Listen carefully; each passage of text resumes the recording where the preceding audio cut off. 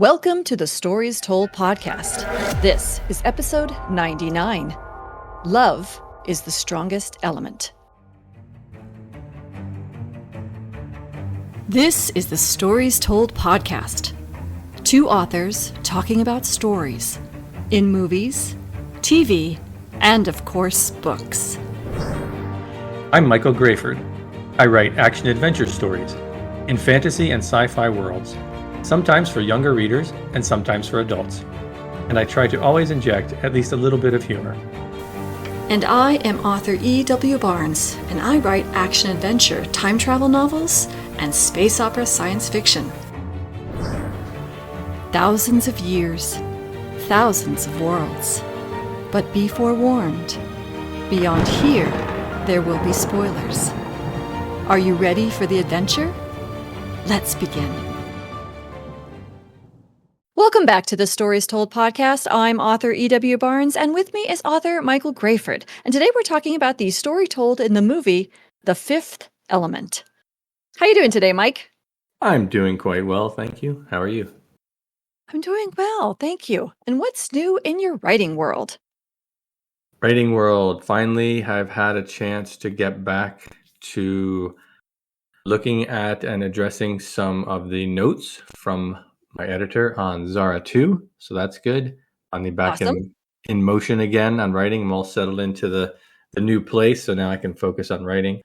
Yeah, that's where I'm at. Good. That's awesome. It is good. It's nice to be back into it. I have completed another chapter in Meridian. Excellent. It's a pivotal chapter. It's a chapter where everything changes. So I finished that chapter. I wanted it to be tight and exciting and dramatic. And so I think I've got that. And so now I'm moving into the new world now that everything has changed in this story. So, and I'll be working on that today. Great. So what interesting stories have you come across in books, movies, or television lately? Let's see. I watched the 5th season of Fargo, which was Okay. a TV series based off of it's inspired by the movie and in the style Okay. of the movie Fargo. Really good series. I love that series. And season 5 was also very good. So that was enjoyable. And then I've started watching the latest season of What We Do in the Shadows, Okay. which is the mockumentary style show about these vampires that live in this house. They kind of just hang out in the house. They don't do vampire stuff that much anymore. It's a funny show. It's made by there was a movie called What We Do in the Shadows by Taika Waititi. Oh, yeah. And then they made a TV show of it. So I've been watching that. That's fun. And yeah, that's it, other than what we're going to discuss. How about you? Okay. Doctor Who. Excellent. So I am well into the first season of the 10th Doctor. Just finished The Girl in the Fireplace. Cool. Yesterday. So that's pretty much it. Plus watching The Fifth Element, of course. Yeah. That's about it. Just watching a little Doctor Who every day and working. Nice. So are you ready to talk about The Fifth Element? Yeah, let's do it. Today we're talking about the story told in the movie The Fifth Element, and I will read the short summary that comes up under IMDb. The Earth is about to be destroyed by a huge ball of fire racing toward the planet. Cornelius, an old monk, knows how to stop the burning sphere. With the help of Corbin Dallas, a taxi driver and former secret agent, and a woman named Lilu. Did you enjoy this movie? Yeah, this is a fun movie. I think it's more supposed to be fun than to be taken seriously, I think, which is what lets it work. I enjoyed it. I saw it when it came out in the theaters. I actually met one of the actors on the movie before it came out, and he was telling me about working with Luc Besson and what it was like, so that was cool. But yeah, I like it. I think this movie stands out because it's unique, right? It's big, it's audacious. I think it's definitely style over substance. It's not so much necessarily a great story, but it somehow works if you just relax and enjoy the ride, enjoy it for the fun that it's intended to be. It does have an interesting blend of a sort of mystical premise set in a very science fiction-y future, if a bit crazy. It's definitely more of a science fiction setting than a science fiction movie, I'd say. It's more focused on the silly and sort of the fantasy. You can tell they had a lot of fun making this movie. So many aspects of it are just out there, right? From the city, the housing that they live in, the costumes, the music. There's a lot they put into this, a lot of creativity, a lot of exuberance, a lot of over-the-top zany elements and moments. I think that's what makes it work. It forms something that's unique. There's no other movie that's quite like this. Yeah, I think I enjoyed it. I think it does have some fun plot elements. I don't think it hinges so much on the story. I think the story's enough to get you invested and to follow along with the characters. But for me, that's not the strength of this movie. It does have some fun things, like with all the factions that are going on and when they collide and overlap, like when all the different groups are trying to get onto the transport to Floston Paradise, right? You've got the priest is trying to get on there, and Corbin Dallas, of course, is trying to get on there. The military is trying to get on there. Zorg and his minions are trying to get on there. So it's like everyone's trying to go to this one place at the same time. That's fun. And little things like Zorg choking on a cherry with the priest having to save him. And they do some interesting twists with the stones and where they are. That's kind of like, that's the MacGuffin of the story, the thing that the people are trying to find and get to stop the great evil. But I think there's just enough story to keep you engaged. And the action, the humor, and the zaniness is really the key to this movie, right? It's everything else that makes the movie entertaining to watch. At least from my perspective, that's kind of the feeling I had watching it again. Yeah, so I do enjoy it, but with some caveats. What do you think? I enjoy it as well. And I'm really struggling to figure out why. Why do I enjoy it? Because when you sit down and look at it from a story perspective, there is not much there. There's really not. No. This is almost like a bunch of people sitting around a table, eating pizza, drinking beer and wine, and everybody's sort of going around the table throwing out story ideas, like building a story. Like the first person says a sentence of the story, and then the next person builds on, and the next person builds on. It's wacky. It's really wacky. But it works. And I was trying to figure out why. And I think part of it has to do with selecting the actor of Bruce Willis. Because by this point, people are into Bruce Willis. At this point in his career, he's recognizable. He's liked as an actor. He's liked as, what he does in his acting and the stories that he takes on. And so I think he really brings in the viewer a lot. And his presence takes the viewer on the journey. And after a while, you forget about him because you're so caught up in everything else. What's going on with Lilu? What's going on with this? What's going on with that? And when you step back and look at it, it's confusing as all get out, but you're still invested. You want to see what's going to happen next. And I think the story really comes together when they get on the plane and they start to travel. And to be honest, I think that the Ruby Road character actually should have been there from the beginning somehow, because he is standing in for us. And we don't have that stand-in until we meet him. And then he's trying to figure out what's going on, like we're trying to figure out what's going on. And I think he really helps the story a lot. And he sort of takes the weirdness to a whole new level. And by this, and when you get there, you realize, okay, we're just going to have fun with this. We're just riding along. It's very serious at the beginning, right? We've got ancient Egypt. We've got hieroglyphs. We've got aliens showing up, protecting the world. We've got, some kind of order of priests who are there to protect the world. It's very serious. We've got Lilu, who's a supreme being. It's, perfect, they said, right? It's all pretty serious. And then we get Ruby Road and it all just goes, nope, we're having fun now. It's interesting, right? It's like, I think without Luc Besson as the visionary director, I don't think this, like as a story, I don't think this would work. I think it's everything else that he put into this that makes it a fun movie. It's incredibly eclectic. And And there's so many things. I mean, I made so many notes about what wasn't great about the story, and yet I like the movie. Yeah. So there it is. Yeah. So let's talk about what we might change. And I got to say, what we might change is a very dicey thing because the movie does work for all its quirkiness and its eclecticness. And so I think we step into the realm of maybe, but it might also not work if we change things when we talk about those things. I think we have to kind of acknowledge that at the beginning. Yeah, this is one of the things I was going to say. Start with like how would you improve this? I think you have to mention that like this is not something I would write, right? Like I wouldn't take this premise and try to make a story out of it.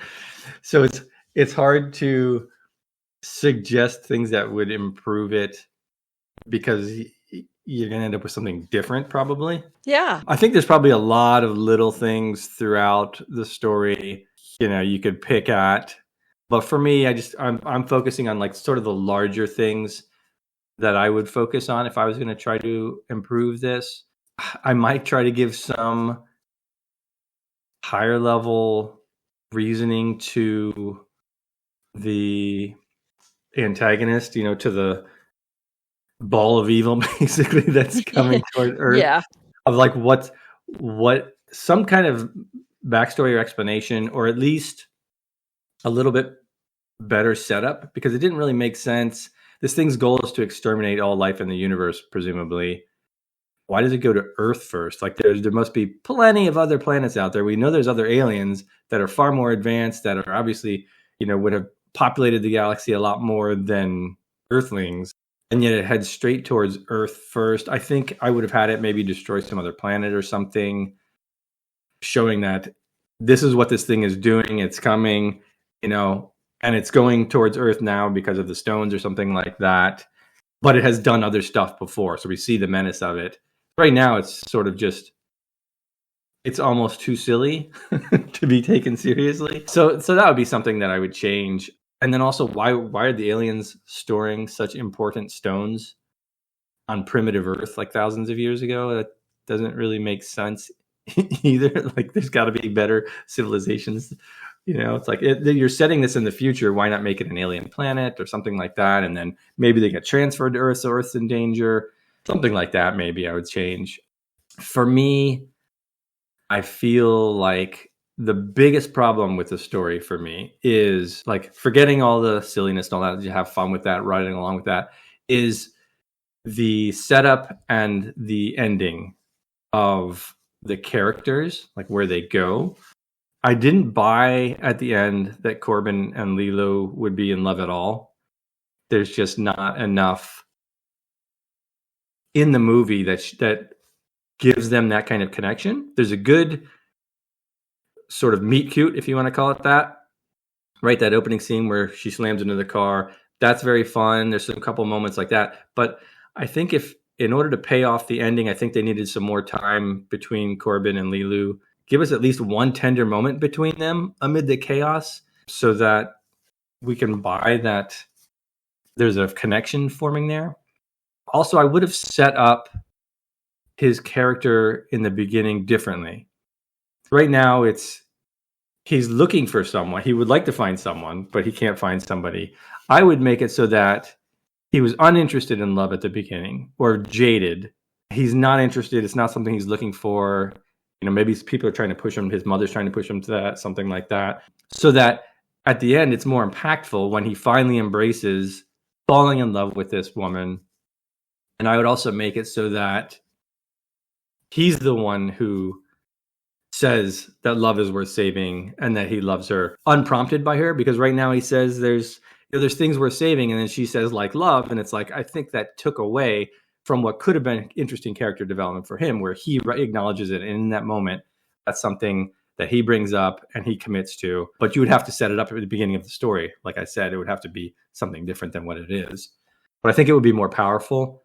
I also, if he was not ready for love, if he was not looking for someone, not interested, he was jaded, whatever at the start, you could have removed the weird moment of him trying to kiss her when she was unconscious, which is really, especially in today's world, that's a very awkward moment and didn't make sense.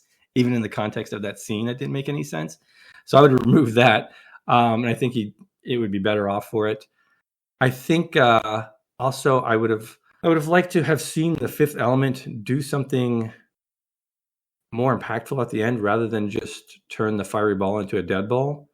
It seems like they were setting up like there's this force of creation versus this force of destruction. If she had done something at the end, like her energy had created something, had turned the ball into like a living planet or something like that. Like there was so much creativity and so much stuff that was going on. It seemed like a little bit of a letdown. It's like, okay, we just neutralized this thing. That was it, the end. I wanted to see a little bit more. I think they could have played with some of the themes that they were setting up there a little bit more. But the big thing for me was just love is the fifth element, and I don't think they delivered on that. What would you have improved on? Yeah, that's really good. I actually like that quite a bit. I have very similar comments, though not as refined as yours are. I was mostly just looking for more exposition to explain what was going on. And within that, the only person who seemed to have a clearly defined need, which you really talked about just now, what Corbin's need, how it could have been more clearly defined, is Lilu. Everybody else's needs were not as clearly defined, including the ball of evil. What's the goal here? Like, and you pointed that out, okay, to destroy all life in the world, but why? What's the ultimate goal here? Destruction for the sake of destruction is not a very powerful motivator.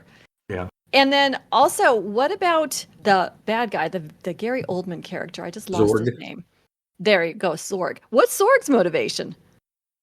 That's very unclear, though he is a great character. Yeah. And he actually also, before we get Ruby Road, helps push the story along with some exposition and explanation, which we're not getting from other sources, which is really good. But I still don't understand what his motivation is to be such a jerk. So, yeah. Gary Oldman was brilliant, by the way. Unrecognizable as Gary Oldman. I don't know how he does that. So I really would have liked more exposition. Like, for example, at the beginning, when the red flaming planet appears in the solar system, Ian Holm is like talking about his character, Cornelius, is talking about, terrible things are coming, but he's so abstract. What are you talking about? If I was the president, I'd be like, dude, what are you talking about? Or lay the foundation for his truthfulness, that he's trusted. Why is he trustworthy when he comes, starts rattling off abstractions about... Yeah, why is he even there at that moment? Why is he even there? So I think just some more explanation, more exposition throughout the movie would have been awesome. So, but I think the way you framed it and about setting up Corbin's sort of journey from non-love, anti-love to love would have been amazing. I agree with that 100%. That's a terrific suggestion. Yeah, I like your notes too. I think you're right. There's a lot of stuff that's just, it's going so fast from one thing to the next. It kind of distracts you from what's supposed to be happening in the story and why things are happening and why characters are where they are. It's just quickly from one spot to the next. It's almost like you said, like there was this group of people that had plot ideas and they're like, okay, we'll do this one. We'll do this one. And then this happens. And then this happens. And then this happens and this happens. And it's not necessarily... because of that, this happens. So I think there's a lot of that. I think there's a lot of scenes that he wanted to get into this movie. And I wouldn't be surprised if they cut some stuff too in editing to make it fit within a time frame. Yeah, that makes sense. Yeah. But somehow it still works as an entertaining movie. Yeah, I agree. So how about themes? Did you come across any themes for The Fifth Element? Yeah, there's a couple things I've seen. I mean, the obvious one is you need love to defeat evil, right? That's kind of the whole thing at the end. But I think there's another one, which I mentioned before, which is that creation is more powerful than destruction. I like it's kind of something that's brought up, by we see it like between the priest and what was his name, Cornelius and Zorg, right? When they're talking about creating and destroying. There's enough going on in that scene where I think like that was supposed to be a moment. And I got the feeling that Lilu is sort of this force of creation, right?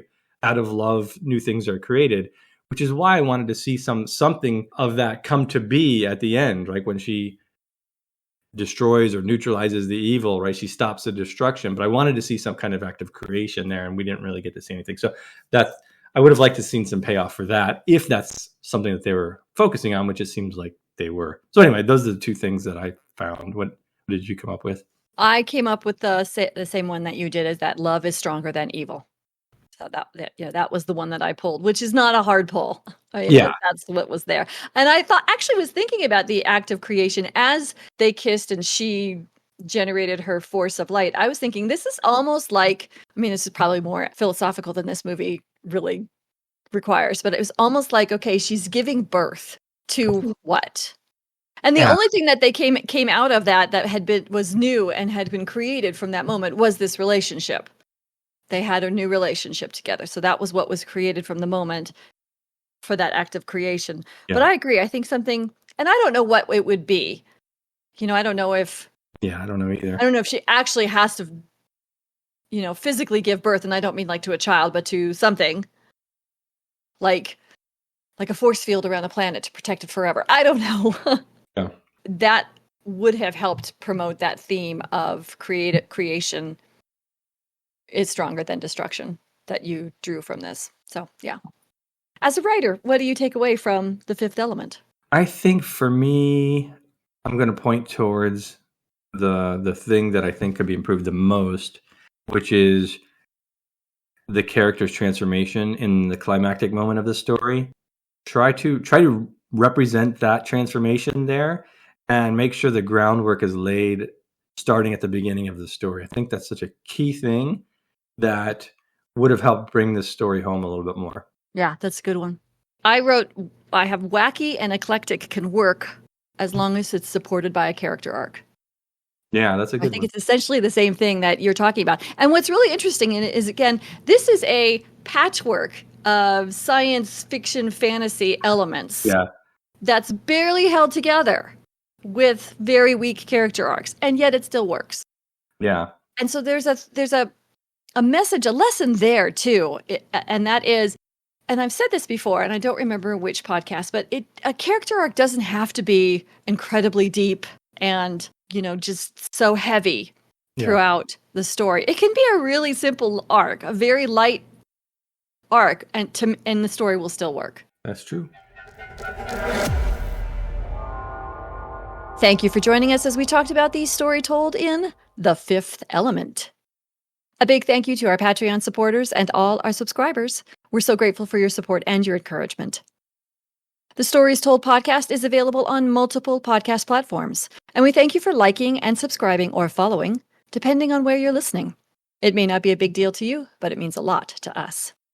If you have a favorite book, movie, or TV series you'd like to suggest for the podcast, leave a comment on the YouTube channel, and that link is in the show notes.